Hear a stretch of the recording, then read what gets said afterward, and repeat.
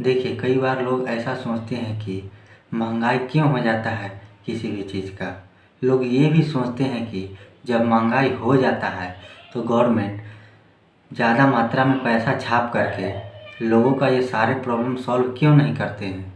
देश में काफ़ी मात्रा में गरीबी है, तो गवर्नमेंट क्यों नहीं दूर करती है गरीबी ज़्यादा मात्रा में नोट छाप कर।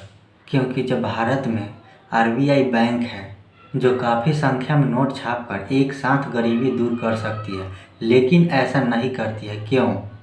देखिए, भारत के सबसे बड़े बैंक मतलब आरबीआई, जिसे बैंकों का बैंक भी कहा जाता है, जिसके पास मौद्रिक नीति नाम का एक ऐसा चाबी है जो अपनी ऑफिस में बैठ कर के महंगाई को बढ़ा सकता है या फिर महंगाई को घटा सकता है।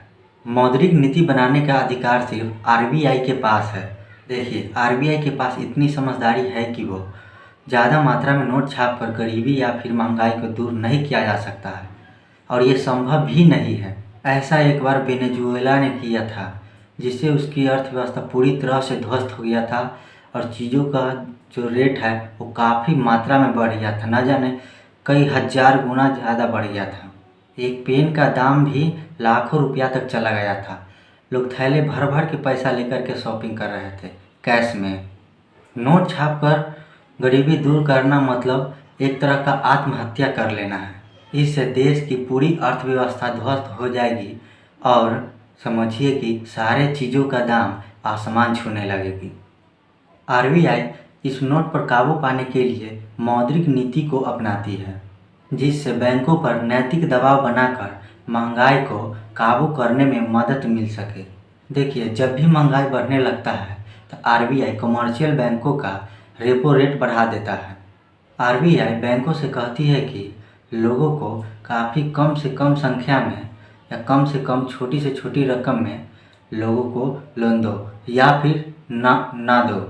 लेकिन जब बैंक लोन नहीं देगा तो उसका बैंक चलेगा नहीं, क्योंकि जब बैंक लोन नहीं देगी तो उसका ब्याज नहीं आएगा, और जब ब्याज नहीं आएगा तो उसका बैंक चलेगा नहीं, इसलिए उसको बैंक बंद करना पड़ेगा। इसलिए ज़्यादा संख्या में बैंक जो है लोगों को लोन बांटती है। इसलिए भी जो है महंगाई बढ़ने लगता है। जब लोगों के पास ज़्यादा मात्रा में कैश पैसा आता है तो ज़्यादा मात्रा में ख़रीदारी होती है या फिर मार्केटिंग होती है, इसलिए भी महंगाई बढ़ने लगती है। और देखिए, जब भी महंगाई बढ़ने लगता है तो RBI reserve bank of India commercial बैंकों का रेपो रेट कई गुना ज़्यादा बढ़ा देता है।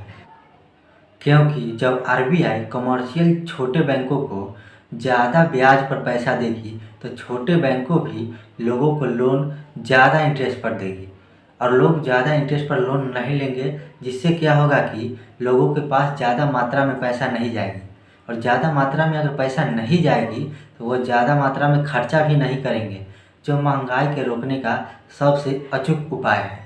इसीलिए आरबीआई रेपो रेट को हमेशा ज़्यादा करके रखती है। देखिए, रेपो रेट मतलब वो ब्याज होता है जो आरबीआई छोटे बैंकों से लेता है।